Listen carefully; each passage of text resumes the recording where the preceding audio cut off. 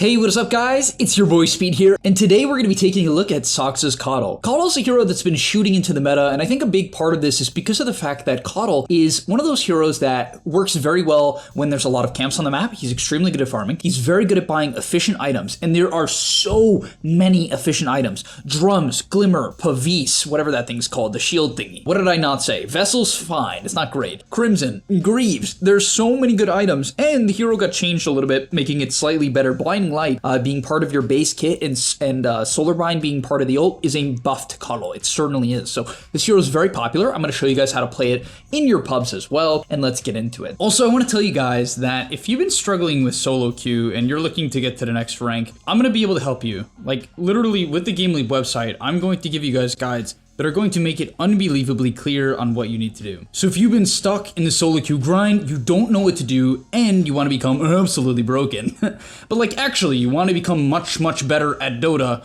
and you want to take it more seriously, the Game Leap website is going to help you do that. So click the link down below. I'm going to help you get to the next rank, and I'll see you there. So starting off with the draft, I'm not going to spend any time on the draft. I just really want to show you when it was picked to show you how the pro teams view it. It was picked into Doom, Caudle Alk, right? I think Alk is very good into Doom, Caudle very good into Doom. Why? Healing. Healing is good against Doom. If you can out heal the Doom, you can live the Doom. Very straightforward concept, but it's very powerful. So in the laning stage, you have two different options. Some players will take Blinding Light, and the reason why, for 4 seconds, they miss 40% of the time. It also does 100 damage on a 22-second cooldown at a decent cast range, and you can hit it on multiple heroes, making them miss last hits and just basically be unable to trade. However, it is 120 mana, and honestly, Illuminate is only 100 mana and does 185 damage. So basically, it's up to you whether or not you think you need to blast out the wave or not. If you're laning in the safe lane, let's say you decide to play this hero as a position 5, I think Blinding Light is almost always better because you don't really want to push out the lane as hard in the safe lane. But in the off lane, it's not really as big of a deal because the lane starts near the tower anyway,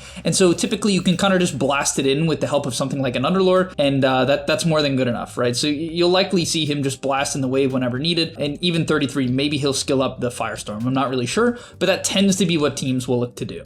And so yeah, what you're going to see here is basically Sox is going to play the outside of the lane. All you want to do is hit the enemy position 5 at max range, take advantage of Caudle's pretty good attack range. Then from there, you want to hide in the tree line and try to blast the range creeps when they come up. Generally, you don't want to hit melee creeps. Like, it can be okay, but for the most part, try not to blast the entire wave. Sometimes it's a strategy that pro teams have. They can take advantage of the amount of creeps that they have pushing into the enemy and hit a lot. And you can do that as well, but you just need to be careful that you're not putting a lot of melee creeps in deny range that your offlaner can't contest. That certainly is not favorable. And so, yeah, just keep that in mind. Blast a range creep from the trees and be careful about putting melee creeps in deny range if they can't be contested. And yeah, over and over again, Sox is just blasting the range, and you can see the strategy of Tundra coming into play here. Something like Sven is just very strong at level 1. Sven has very good base stats, but Sven, it falls off in terms of levels. While something like Underlord, I mean, this hero far from falls off.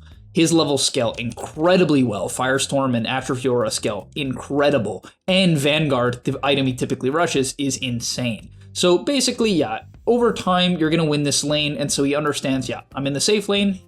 Just where the lane meets is weaker, and my hero scales better, so he doesn't need to overplay, just needs to trade a little bit with Pugna and blast the range creep, and he'll be a-okay. On top of that, anytime your offlaner gets low on mana, of course you naturally want to give them mana. Illuminate isn't that much mana for a hero like Caudle with 1.5 base regen and 400 base mana, and so typically you want to split the amount of chakras you're giving between yourself and your teammate. Also, a cool thing as well is he goes 1-1-1. This is something we've basically never seen on Caudle in the past, but I would imagine it's just because having 2 nukes is pretty solid. Also, with a point in Blinding Light, they're never going to be able to go on your Underlord. Anytime Sven throws out a stun, it's a very simple response in Blinding Light, and your Underlord is going to be a-okay. On top of that, because the laning stage went well, Underlord has 22 CS, he's doing about even with the Sven, which is all you can ask for previous to the Vanguard timing, and eventually when he does hit Vanguard, the lane becomes very simple. And that's why this Caudle hero is also popular. You pick him with the current broken Vanguard heroes, and there's a lot of them. So you pick him with the Vanguard heroes eventually hit a timing where they don't need help, and essentially, when they don't need help, you can leave, you can start stacking the jungle and farming, and we'll see that happen. First things first, he does make a bit of a rotation. Typically, this isn't really what your hero does, but he does drop the Blood Grenade, and eventually finishes off Fly with the Blinding Light, so pretty cool, using the Blood Grenade to kind of set up for the Illuminate to some extent there, and picks up a nice kill. So I'm not gonna lie, when I loaded up this replay, I didn't expect Soxa to be so active, but that's what he's doing. Right? He's not actually putting that much of a priority on stacks, which certainly is surprising to me because he's with Underlord and Alchemist, so I kind of imagine that's how he would play, but the Alchemist ended up rotating a lot with heavy points and Concoction. You can see 3 points Concoction, 3 points Acid, not maxing the Acid, so he's not all-inning on farming. And yeah, he's just kind of fighting with the Coddle, right? The Blinding Light is very powerful early on just because it's a very good base level 1 spell, and he's going to blast the Pug. Oh, he went up the high ground. No! Yeah, they're able to isolate the Nyx Assassin and take him down. This is just such a beatdown by Tundra, like incredible rotations, and yeah, he's sitting mid, and this hero is really powerful at this point in the game, more powerful than before, because typically you would only have Chakra Magic and Illuminate at this point. Yes, you could skill Solar Bind, and it wasn't terrible, but it's not nearly as good as the value point in Blinding Light. So this 3-1-1 build is much better for the early game and enables Coddle to actually make more plays than what I'm used to seeing. So eventually what they do, I don't know how intentional this is. I would imagine it, I mean, this makes a lot of sense, right? But what they're going to do is just really play for farm. And so the Underlord is going into the deep defensive jungle. Meanwhile, I doubt he's going to stay there. No, okay. He's actually going to look to shut down the Sven a little. But meanwhile, the Coddle can farm the lane. And so the Vanguard jungling heroes, the Dooms, the Alks, the Underlords, they can take this the camps near the portals at the same time, and Coddle can farm the lane. And that's pretty damn cool, because when you can split up farm like this in Dota, you just get disgustingly farmed. And I would argue the main timing of Coddle now, the big selling point for me this patch, outside of the fact that he's just better now because Blood Grenade lets you get early kills that you couldn't get before, the Blinding Light is a better value point, he can take farm in this major map, make a lot of great stacks. Outside of all these big advantages for Coddle in the current meta, you have now a very strong Blinding Light. If you don't understand how this ability works, basically, it reduces magic resist by 35%.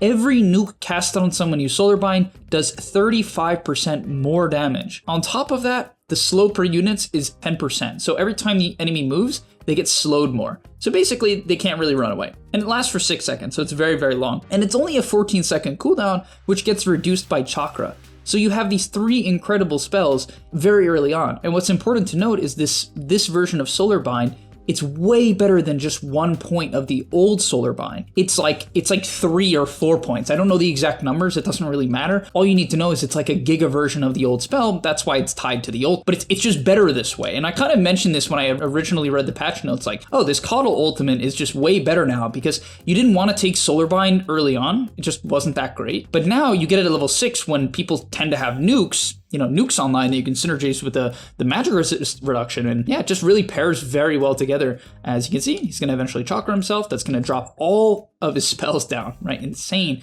He can drop another Solar Bind if needed, and that's going to allow them to eventually pick up the kill on Fly. Now, he ends up picking up a Vessel, and I actually think we're going to start to see a lot of Vessel. And it's funny because I've said time and time again in my videos that I don't think this item's that good. However, it received a buff where if you die and you have no charges, you get a charge. It's actually a big deal because for a lot of heroes, you can get stuck on 0 charges, especially if you're a support, and it can feel super bad, but now you can kill yourself to get charges. But what's cool about Coddle in particular with Vessel, and also last thing as well, a lot of teams rely on healing. You're going to see a lot of like Greaves, you're going to see a Pugna, you know what I mean? You're going to see these comps, especially in the pro scene, and you might see them in your pubs if the pro scene tends to trickle into pubs. If you see these heal comps or these heal strategies in your pubs, you pick up a Vessel, right? And then of course it makes a lot of sense, right? It makes a lot of sense. And it's good on Coddle because Coddle, he amps the damage of the Vessel with his Solar Bind, and on top of that, he can cast Vessel from far away, which prevents him from having to overextend. Vessel's cast range is it's like mediocre, right? So they're able to kick out the Sven there, very nice, as 9 picks up the kill. And yeah, he's just continuing to stack up charges. 1300 HP, by the way. This hero is insanely tanky. Being able to get whatever neutral item you want on supports is super massive because you used to just get cuck neutral items. You would just you just get whatever was last. So you just end up with some sort of broom handle on Coddle, but now he gets to have an Oculate bracelet, which I've been mentioning. If you guys don't understand, this item is broken. It's broken. Please take it. Okay, it gives you mana regen, up to 2.5 mana regen, which is insanely high when you get 5 stacks, and it's not hard to get 5 stacks, right? You can, especially if you're a core, it's really easy when you're farming. and it gives you 10% magic resist. That's 140 HP on his current HP pool, if he takes all magic damage, which he won't. But you get the point. You're going to take, especially against this team comp in the early game, you're taking all magic damage. Sven's not killing you yet. And so it just gives him a lot of effective HP, considering it's also for all stats. On top of that, he has this Greater Lotus. So, I mean, his effective HP right now is actually so crazy high. In terms of skill build as well, he is actually going to take his level 10 talent, which is the Illuminate cooldown. It's really cool because it brings Illuminate down to an 11-second cooldown. Chakra at max is a 6-second cooldown reduction. So Illuminate can be a 5-second cooldown, which is so crazy for your ability to farm as to actually dive onto the Doom here. Wow. This is brutal, just going past tier 2s. Absolute beatdown. It's complete beatdown as they run past the towers and making these really deep moves. And you can see his next 2 items he has queued up. He's queued up the Glimmer Cape and queued up the Force Staff. And eventually, what the hell? Now he's just killing the Sven in the jungle. Does he have a Shadow Blade? No. It's a Blink Armlet out. That's crazy. That's really cool. And last thing I didn't mention as well is when you ulti, your Illuminate heals, and of course with this Illuminate cooldown talent, your Illuminate just heals like crazy. You'll see in this fight here as he gets gone on, unfortunately he will end up going down, but he's going to heal Snake King before he ends up falling.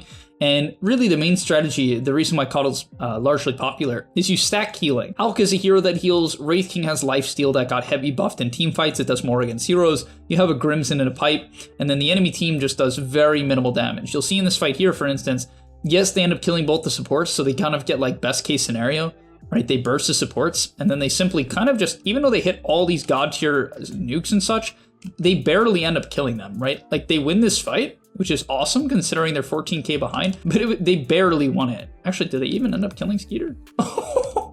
Okay, no, they don't win it. Oh no. When the game slows down in this current meta, there's infinite camps. There's so many camps that your team just simply won't farm all of them. And when you don't have a support that can farm, you're going to fall behind in Dota. That's just going to be the meta right now. If the game statics and you don't have a farming support, you're going to get out farmed. But you can see the Underlord can farm the jungle to the north, and Coddle can just blast all the waves. And what's really great about having Blinding Light not tied to your ult is previously, in order to one-shot creep waves, you had to ult and use Blinding Light. That's how it worked. And so you would, if you wanted to farm effectively creep waves, you had to ult. Now it's just part of your kit, right? You nuke and then you Blinding Light, and it one-shots everything besides the Flag Bearer. So it's way more convenient because previously there would be a good chance if you wanted to farm effectively, you wouldn't have it for team fights. And that would become a big problem. But instead, look at how farm he's getting, right? Just blasting everything out. His team is going to push in and make a mid play as he continues to farm bot wave. And this is how you get these disgusting amounts of gold leads that you see pro teams sometimes get when they're winning. You just have some random Chen, some random Ench, Coddle, just farming up the dead lane while the rest of your team makes a play or farms the rest of the map. And these death ball comps are just so hard to fight into. Even when this team fight 9 completely messes up and overextends, even in a 4v5 scenario, if you get ahead with these types of comps, these Crimsons, these Pipes, look at this, the Pit into the Illuminate, massive damage. From there, he can continue to draw Vessels as he's going to Vessel Solar Bind the Nyx Assassin and try to finish him off. That should get the job done, I would imagine. Unless he gets life drained. Oh. Okay, nice play. So, unfortunately, he gets life trained, but from there, yeah, he's able to save. I don't know why why did he not Glimmer the Wraith King here? He does have a lot of active spells, I will admit. That's the hard part of this hero. There's like a lot of buttons to press. Like a lot. So, unfortunately, I think he did forget to Glimmer here, because that could have been the difference. Skeeter nearly died here, so he surely should have Glimmered him. What Glimmer does now is it doesn't give 45% magic resist. It's kind of nerfed. Interesting thing about Glimmer is it gives you 25% base magic resistance, which is insane. So if you get farmed on Coddle and you have Halberd, Force Staff, Vessel, Glimmer, he even took the Philosopher's Stone, so he's going to get more farm, but like you can take Vambrace, you can get so tanky where like, let's say Storm jumps him, pretty sure he doesn't die as long as he hits the Blinding Light. Pretty certain he does not die. All right, to end off the video, we're going to see what is basically the last fight of the game as he drops a Blinding Light, kites out, waiting for the Illuminate. From there, he's able to drop an Illuminate, and when you have your ulti active, you don't have to channel the Illuminate. It channels itself, and you can actually cast any of your other spells. So he's going to Force Staff himself out because he was in a bad position, drop the Glimmer onto the Wraith King, and there was no detection on the side of Shopify Rebellion, so Wraith King simply walks it off. From there, he's going to wait to kite the Sven BKB a little bit. Sven BKB eventually ends, and oh, the heal. Okay, they get the Wraith King, but it costs them literally everything. And yeah, that's where the game ends. So hopefully you guys enjoyed. Hopefully you learned quite a bit about Caudle and why he's very powerful in the current meta. It will require quite a bit of getting used to if you want to play this hero. As I said, it's a lot of button pressing. You got to know how to knock Grief the laning stage, as the hero's a bit clunky. You got to know when to farm and when to fight. Trust me, if your team groups up, you should probably be there. But if the game is static, find the creep waves, one-shot waves, and your hero can go insane. So thanks so much for watching. I'll see you guys in the next one. And I'm out. Peace. And that's all, but remember, before you leave, come on, before you tune out, subscribe to the Game Leap website where we are going to help you get to the next rank. If you're stuck, click the link down below.